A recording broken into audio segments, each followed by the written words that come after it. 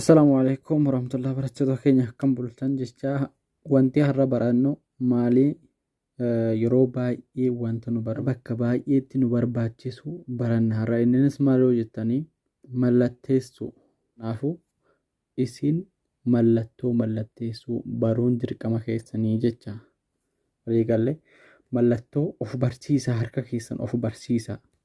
Ani amma yeroo baay'ee maalin godhaa irra deddeebi'eetiin mallattoo of barsiisee jecha mallattoo gosa adda addaatti. Kanaafuu isinillee harka keessa maal gochuu qabdan mallattoo mallatteessuutti kanuma isinii dhufe haa ta'uti garuu of barsiisaa. Of barsiisaa.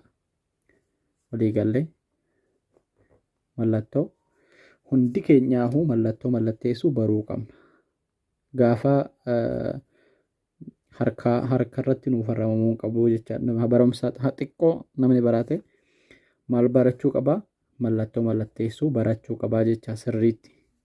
Kanaafuu warri abbaa caalaa baratan daftara keessan irratti irra deddeebi'aa mallattoo kana mallatteessaa jecha mallattoo kanuma isinii harka keessan isinii mallatteessuu danda'e yookaan immoo isinitti salphatee jechaadha isinitti.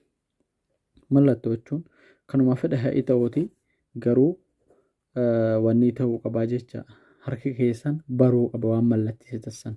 Kanaafuu mallattoo adda addaa gosa adda addaa jira.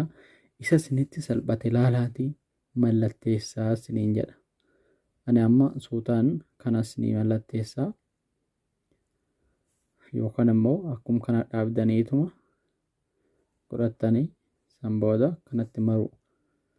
Amma afaan kanan kan agarsiise garuu mallattoon gosa adda addaatti jira waan ta'eef akkam godha akkana godheetiin godhee mallatteeffadhaa jecha. Kanaafuu mallattoo mallatteessadhaa isin.